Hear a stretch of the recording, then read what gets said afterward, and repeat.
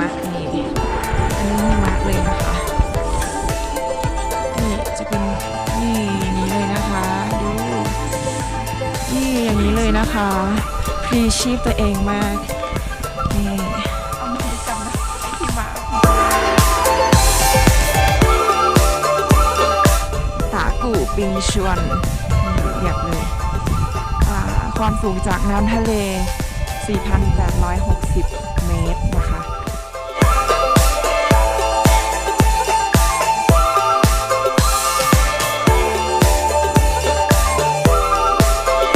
คือหิมะมันหนามาก